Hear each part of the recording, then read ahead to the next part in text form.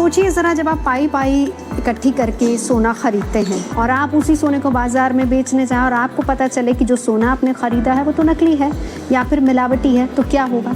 बहुत बड़ा धक्का लगता है। तो इन तमाम चीज़ों को, इन तमाम परेशानियों को रोकने के लिए और कम करने के लिए सरकार ने हॉलमार्किंग अनिवार्य कर दी। यानी कि सोना जो आप खरीदेंगे उसमें हॉलमार्किंग ज़रूर होनी चाहिए। बिना उसके सोना न तो बिकेगा और ना ही आप खरीद पाएंगे। ये आपकी सेफ्टी के लिए ही कदम उठाया गया है।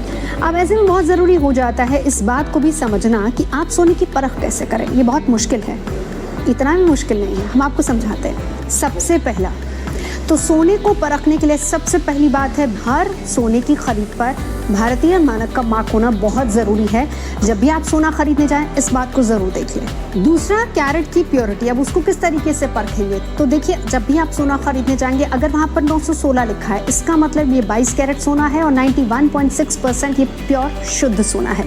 इसी तरीके से अगर वहाँ पर 750 लिखा होगा तो इसका मतलब ये कि ये 18 कैरेट है और 75% शुद्ध सोना आप ले रहे हैं। 585 लिखा है, मतलब 14 कैरेट सोना और 58.5% शुद्ध सोना आप खरीद रहे हैं। तीसरी सबसे बड़ी बात है कि जब भी आप सोना खरीद रहे हैं, हर कैटेगरी में विजिबल आइडेंटिफिकेशन मार्क होगा। इसका मतलब ये है कि आपको ये पता चल जाएगा कि आप असली सोना खरीद रहे हैं। विजिबल आइडेंटिफिकेशन मार्क को इसलिए भी परखना है क्योंकि उसमें वो सोना कहाँ से हॉलमार्क्ड है उसका जिक्र भी उसमें होता है।